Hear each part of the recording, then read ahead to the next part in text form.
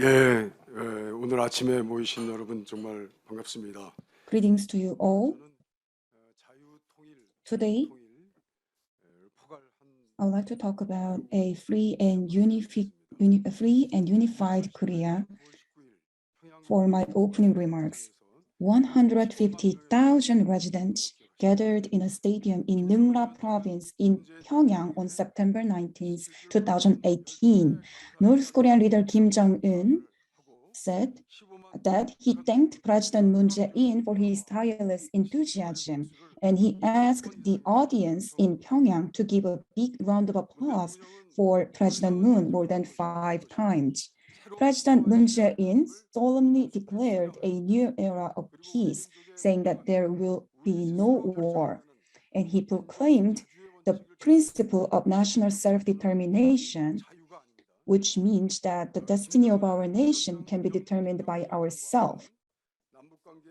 And he promised that with North Korean leader Kim Jong-un, we will bridge the severed inter-Korean ties and advance a future of mutual prosperity and unification together.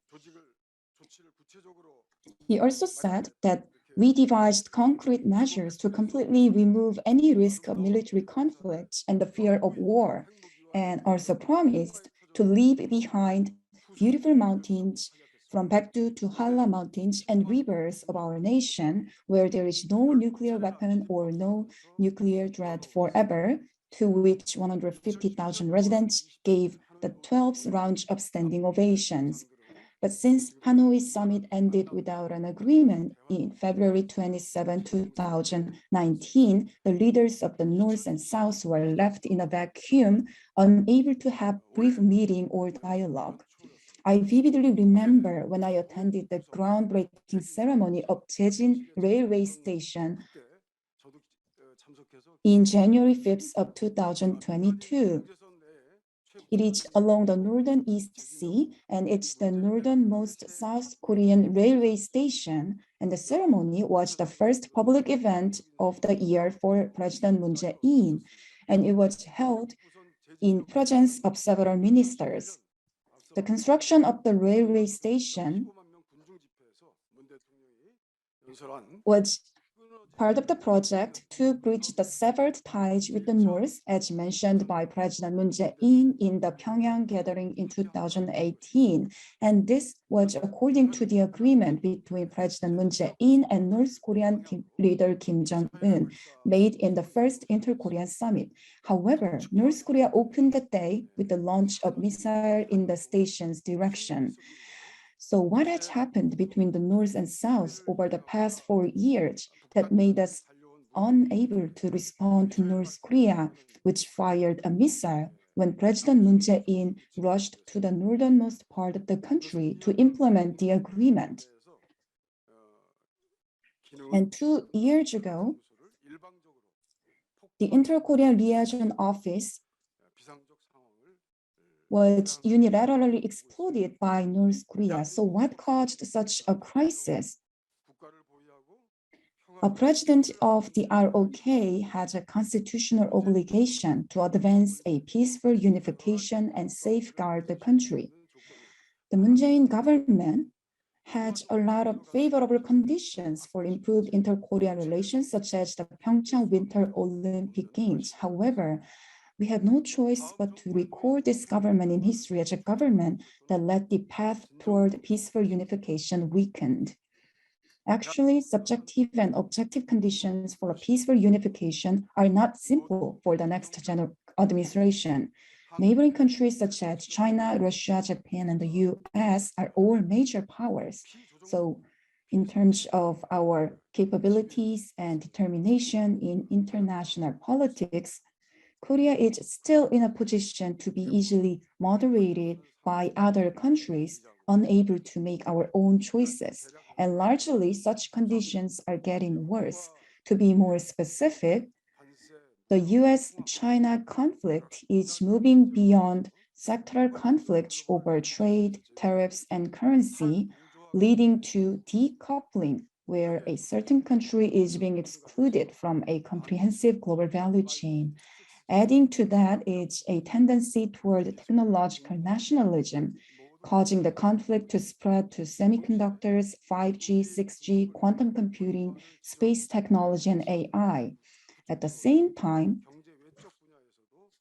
the Biden administration is finalizing regional cooperative bodies such as Quad or Quad Plus, intended to isolate China in areas beyond the economy.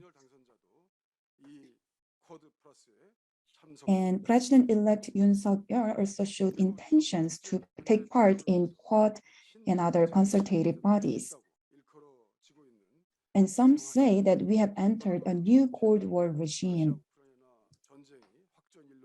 And with Russia's invasion of Ukraine showing signs of escalation, the energy of war, so to speak, among neighboring powerful countries is getting bigger and bigger. As you are well aware, the COVID-19 pandemic has triggered polarization between countries and has shaken the global order fundamentally. Especially from the very beginning of the pandemic, China was mired in conflicts over the pandemic, and North Korea's extreme lockdowns caused them to be separated not only from East Asia, but also from the rest of the world. Then we need to begin with an assumption that the ROK holds the final central key to integration. Even amid divide and conflict, I think we need to set the direction toward unity and exercise strategic wisdom. The ROK-US alliance is a strategic alliance. It has yet to be evolved into a value alliance, according to my opinion. However, I believe we need to absolutely develop the U.S. ROK alliance against North Korea, but when we are dealing with Russia or China, we need to be more flexible to make sure that we can promote unity and resolve issues.